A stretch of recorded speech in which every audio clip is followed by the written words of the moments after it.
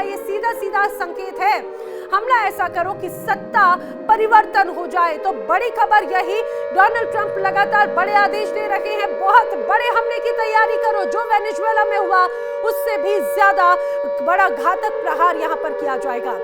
वहीं एक और बड़ी खबर, ईरान की ट्रंप को विनाशक वार्निंग है। जी हां, ईरान की ट्रंप को विनाशक वार्निंग क्या है? IRGC कमांडर मोहसिन रिजाई ने दरअसल सीधे बड़ी धमकी दी है।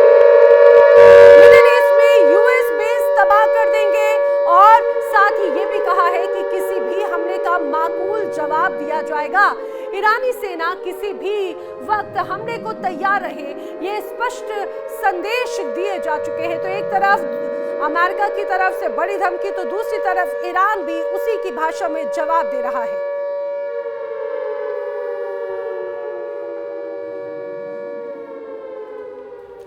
तो वहीं फिलहाल मध्य पूर्व एक बार फिर से जंग के बेहद करीब आकर रुक गया।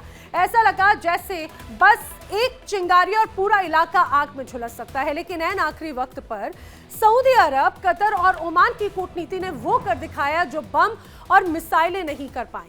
अमेरिकी राष्ट्रपति डोनाल्ड ट्रंप ने ईरान पर संभावित सैन्य हमले को फिलहाल टाल दिया है और इसके पीछे वजह बनी है खाड़ी देशों की वो कोशिश जिससे खुद सऊदी अधिकारी बमों को डिफ्यूज करने वाली एक अनिद्रा भरी रात बता रहे हैं।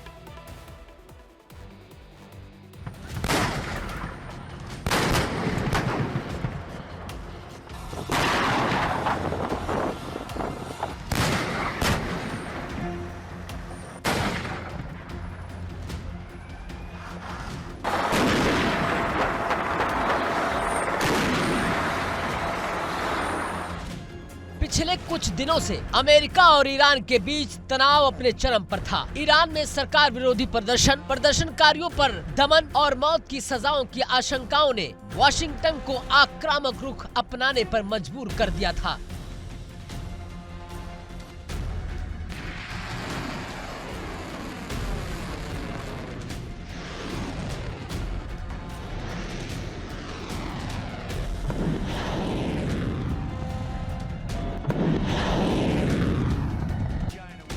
अमेरिका ने खुलकर चेतावनी दी थी कि अगर ईरान ने प्रदर्शनकारियों पर जुल्म बंद नहीं किया तो सैन्य कार्रवाई से पीछे नहीं हटेंगे। इस चेतावनी ने तेहरान में खतरे की घंटी बजा दी। ईरान ने पलटवार में खाली क्षेत्र में मौजूद अमेरिकी सैन्य ठिकानों और युद्धपोतों को निशाना बनाने की धमकी दे डाली। यानी सीधा संदेश, अगर हमला हुआ तो जवाब सिर्फ ईरान तक सीमित नहीं रहेगा। तनाव इतना बढ़ गया कि कतर में स्थित मिडिल ईस्ट के सबसे बड़े अमेरिकी एयरबेस अल उदैद एयरबेस से अमेरिकी कर्मियों को हटाने की प्रक्रिया शुरू कर दी गई। अगर این سوخت رو نتوانیم در داخل کشور تولید کنیم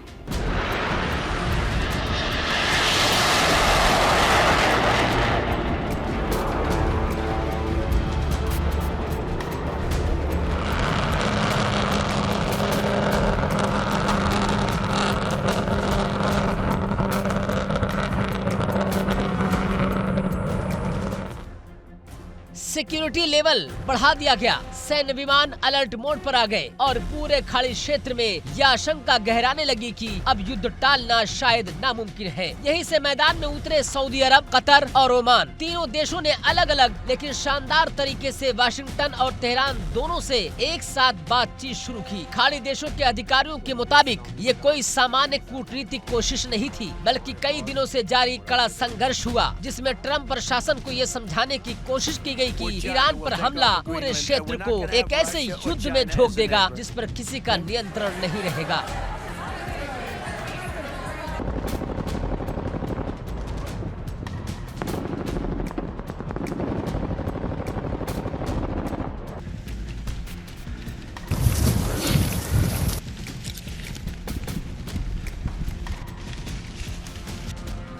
रिपोर्ट के मुताबिक सऊदी अरब के एक सीनियर अधिकारी ने साफ शब्दों में कहा कि ईरान पर हमला पूरे खित्ते में विनाशकारी परिणामों का रास्ता खोल देगा। तेल के रास्ते बंद हो सकते हैं, खाड़ी के देश सीधे युद्ध के मैदान बन सकते हैं और जवाबी हमले सिर्फ अमेरिका पर नहीं बल्कि क्षेत्रीय सहयोगियों पर भी गिर सकते हैं। यही नहीं, खाड़ी देशों ने ईरान को भी उतनी ही सख्त भाषा में संदेश दिया। कहा गया कि अगर ईरान ने खाड़ी में मौजूद अमेरिकी सैन्य ठिकानों या जहाजों पर हमला किया तो क्षेत्रीय देशों के साथ उसके रिश्ते हमेशा के लिए बिगड़ जाएंगे। यानी ये साफ कर दिया गया कि इस बार कोई ग्रे एरिया नहीं होगा।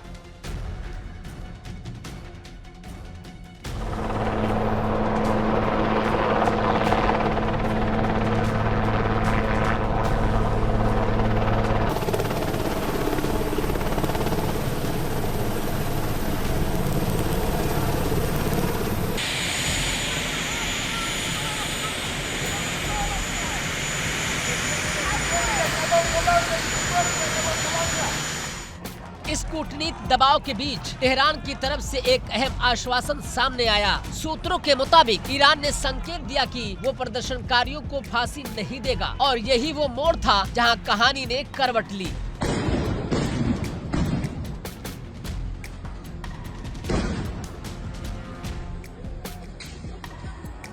डोनाल्ड ट्रंप, जो अब तक बेहद आक्रामक बयान दे रहे थे, अचानक नरम पड़ते दिखाई दिए। उन्होंने कहा कि उन्हें दूसरी तरफ के बेहद महत्वपूर्ण सूत्रों से ये भरोसा मिला कि ईरान प्रदर्शनकारियों को मौत की सजा नहीं देगा। इस बयान के साथ ही अमेरिका ने फिलहाल सैन्य विकल्प को ठंडे बस्ते में डाल दिया।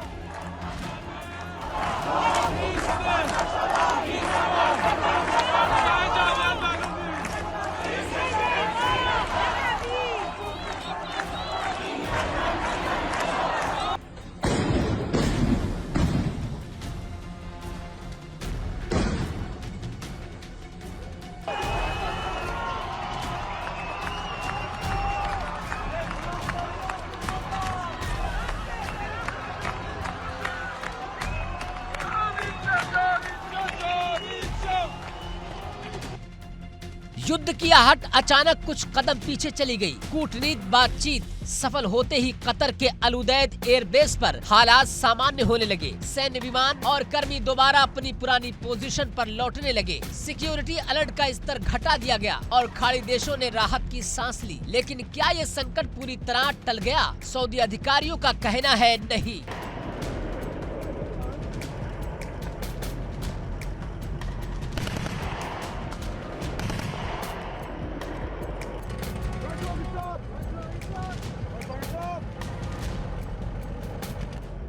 के मुताबिक ये सिर्फ एक तात्कालिक टकराव को रोकने की कोशिश थी। भरोसे को मजबूत करने के लिए अभी भी संवाद जारी है ताकि आने वाले वक्त में ऐसी स्थिति दोबारा पैदा न हो सके। असल सवाल है, क्या ये शांति स्थायी है या फिर ये सिर्फ तूफान से पहले की खामोशी? ईरान और अमेरिका के बीच अविश्वास की दीवार अब भी अपनी जगह मौजूद है।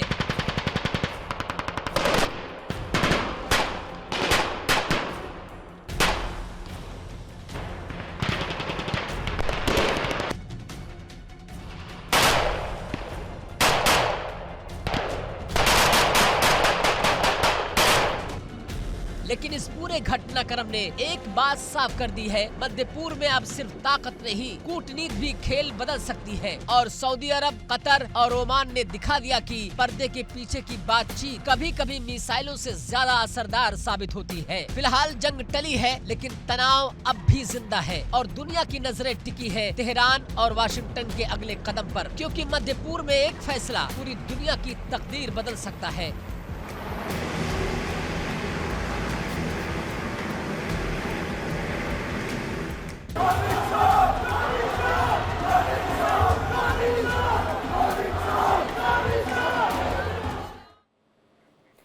और आइए बात कर लेते हैं अगली बड़ी खबर की। अगली बड़ी खबर क्या है? अगली बड़ी खबर है ईरान और इजराइल के बीच बढ़ते तनाव से जुड़ी हुई। दरअसल बड़ी खबर यह है कि लगातार ईरान और इजराइल के बीच में तनाव बढ़ रहा है। वॉर ब्रेकिंग तनाव कैसे बढ़ रहा है, समझिए। दरअसल ईरान ने इजराइल के 8 ठिकाने लॉक कर दिए हैं। यानी कि टारगेट साधा जा चुका है। इजरायली सैन्य ठिकाने हैं ये, और ईरान की जद में ये इजरायली सैन्य ठिकाने नजर आते हैं। एयरबेस, मिसाइल ठिकाने और नेवी बेस, सीधे सीधे कहा जाए कि वो टारगेट है। डिमोना न्यूक्लियर रिसर्च सेंटर भी एक तरह से टारगेट पर नजर आता है। यानी कि आप ये समझिए कि ईरान और इजराइल के बीच में तनाव पूरी तरह से ये एक्टिव हो चुका है और यहाँ से कभी भी विध्वंसक तस्वीरें और खबरें सामने आ सकती हैं। ईरान लगातार जवाबी कार्रवाई के लिए तैयार है। ईरान पहले ही स्पष्ट कर चुका है कि अगर अमेरिका की तरफ से कोई भी इस तरह से हिमाकत की गई तो उसका जवाब बखूबी दिया जाएगा। और यही वजह है कि इजराइल के 8 ठिकाने ईरान लॉक करके बैठा है। मिडिल ईस्ट में हलचल तेज नजर आती है। एक तरफ ईरान में जारी विरोध प्रदर्शन, दूसरी तरफ तेहरान में ताबड़तोड़ मिसाइलें तैयार हो रही हैं। अमेरिका लगातार दबाव बना रहा है, लेकिन इस पूरी कहानी में अब एक ऐसा ट्विस्ट आ गया जिसने पूरी दुनिया को चौंका दिया है। जो इजराइल हमेशा ईरान पर हमले के लिए सबसे आगे रहता था, उसी इजराइल के प्रधानमंत्री बेंजामिन नेतन्याहू अब अमेरिका से कह रहे हैं रुकिए, हाथ खींचिए। सवाल ये, आखिर ऐसा क्या बदल गया?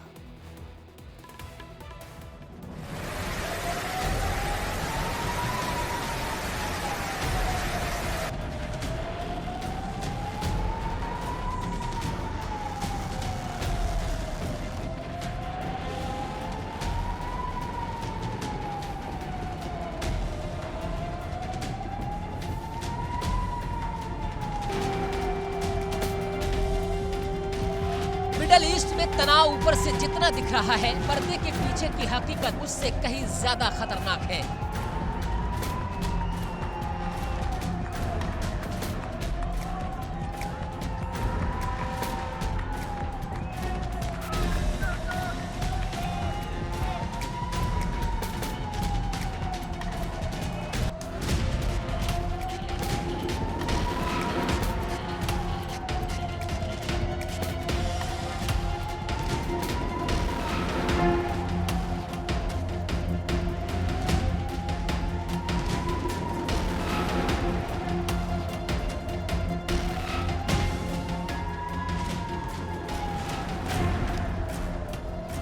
रिपोर्ट्स के मुताबिक ईरान ने अपने सैन्य और रक्षा क्षमता को इस हद तक मजबूत कर दिया कि अब उस पर सीधा हमला इजराइल के लिए आत्मघाती साबित हो सकता है।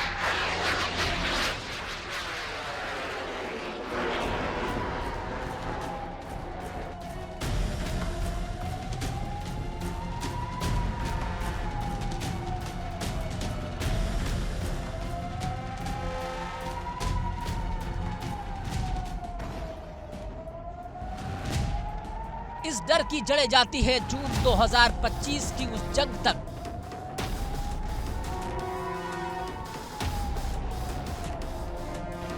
जिसे दुनिया ने सिर्फ 12 दिनों की लड़ाई समझा, लेकिन इजराइल के लिए वो 12 दिन किसी बुरे सपने से कम नहीं थे।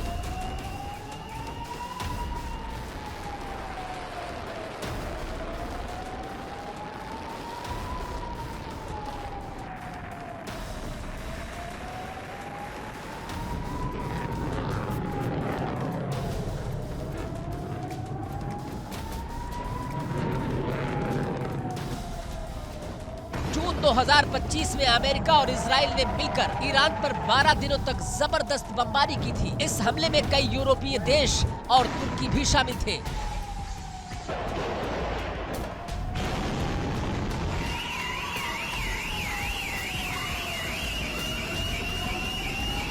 मकसद साफ था, ईरान की मिसाइल क्षमता को तोड़ना और उसे घुटनों पर लाना, लेकिन नतीजा उल्टा निकला था।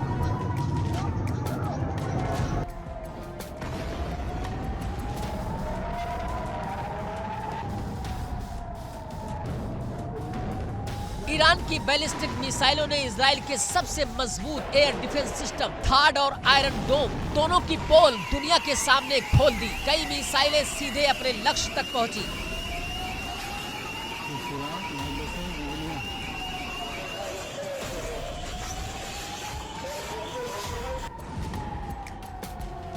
इमारतें गिरी, इंफ्रास्ट्रक्चर तबाह हुआ।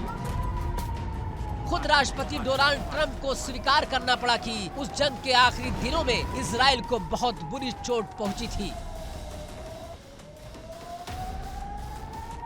यही वजह है कि आज नेतन्याहू उसी गलती को दोहराने के मूड में नहीं है। अब कहानी में आता है दूसरा और सबसे खतरनाक पहलू। इंटरनेशनल क्राइसिस ग्रुप के Iran project director Ali vice का खुलासा आया। उनके मुताबिक ईरान की मिसाइल फैक्ट्रियां इस वक्त दिन रात 24 घंटे काम कर रही है। पिछली जंग में ईरान ने करीब 500 मिसाइलें दागी थी, लेकिन इस बार ईरान का प्लान 500 नहीं बल्कि एक साथ 2000 मिसाइलें दागने का है।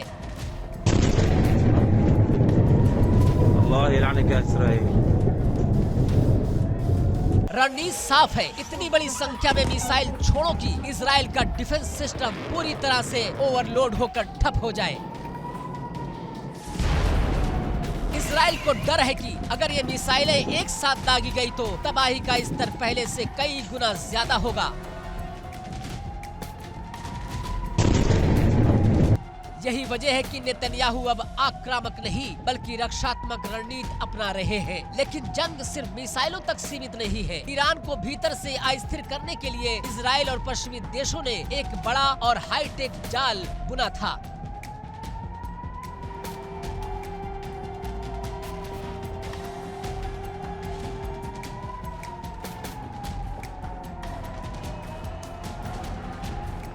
रिपोर्ट्स के मुताबिक ईरान के अंदर दंगे भड़काने और अर्धसैनिक समूहों को कमांड देने के लिए करीब 40,000 स्टारलिंक इंटरनेट टर्मिनल्स का इस्तेमाल किया गया। मकसद साफ था, ईरान के अंदर अराजकता पैदा करना और सरकार को अंदर से कमजोर करना।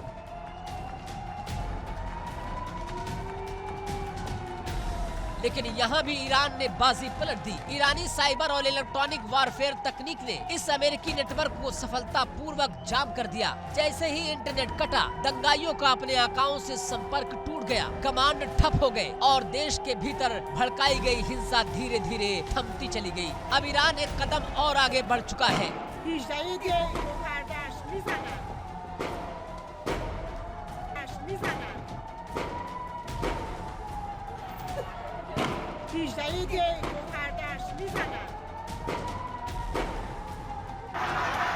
चीन की तर्ज पर ईरान अपना खुद का अलग इंटरनेट सिस्टम तैयार करने की दिशा में काम कर रहा है ताकि भविष्य में किसी भी बाहरी डिजिटल घुसपैठ को पूरी तरह रोका जा सके।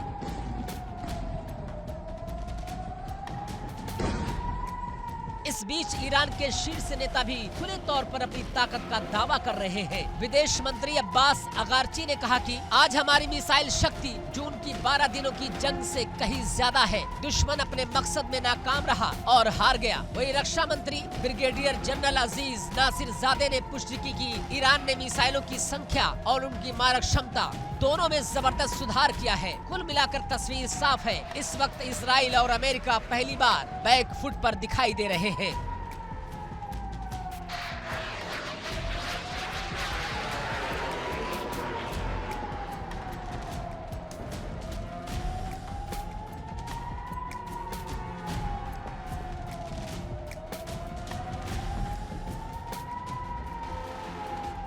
नेतन्याहू का ट्रंप को रोकना इस बात का सीधा सबूत है कि अब जंग का फैसला इतना आसान नहीं रहा।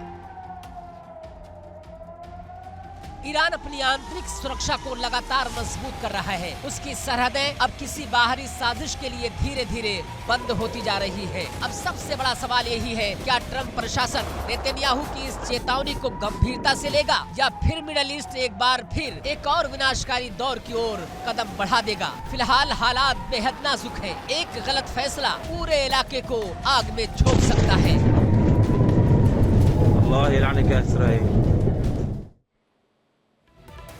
तो क्या ईरान से बढ़ते तनाव के बीच इजराइल ने कोई परमाणु परीक्षण कर दिया है? ये सवाल इसीलिए उठ रहा है क्योंकि इजराइल के नेगेव रेगिस्तान में अचानक से धरती कांप उठी। सुबह करीब 9 बजे जब लोग अपने रोजमर्रा के कामों में लगे हुए थे, तभी जमीन अचानक से हिलने लगी, अलार्म बजने लगे और पूरे इलाके में अफरा तफरी मच गई। रिक्टर स्केल पर इस भूकंप की तीव्रता थी 4.2। इतने तेज झटके थे कि करीब 100 किलोमीटर तक महसूस किए गए। उत्तर इजराइल, मध्य इजराइल और यरूशलेम के उत्तर के इलाकों तक झटके महसूस किए गए। क्या ये वाकई में भूकंप था या फिर ये तबाही मचाने वाला हथियार था?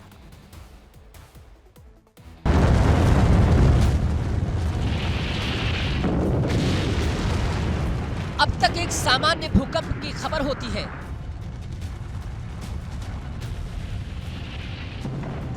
अगर समय और जगह इतनी संवेदनशील ना होती, क्योंकि यही नेगेव रेगिस्तान इजराइल की सबसे रहस्यमयी और चर्चित परमाणु फैसिलिटी डिमोना न्यूक्लियर साइट का इलाका है।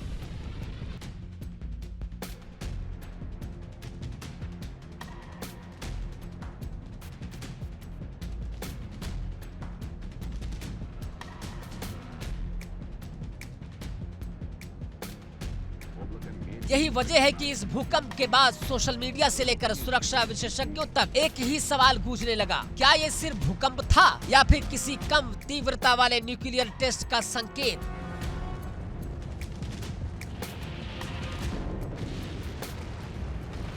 ध्यान देने वाली बात यह है कि भूकंप की अवधि और तीव्रता कुछ विशेषज्ञों के मुताबिक कम से मध्यम स्तर के भूमिगत परमाणु परीक्षण से मिलती जुलती बताई जा रही है।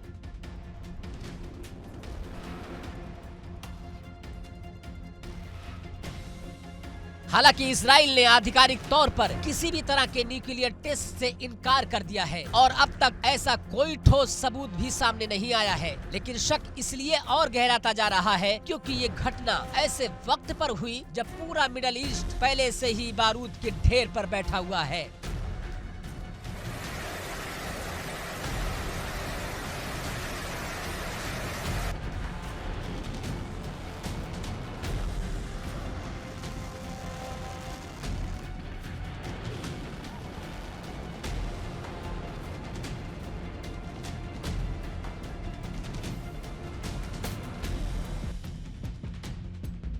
एक तरफ इजराइल अपनी सुरक्षा को लेकर असाधारण सतर्कता बरत रहा है,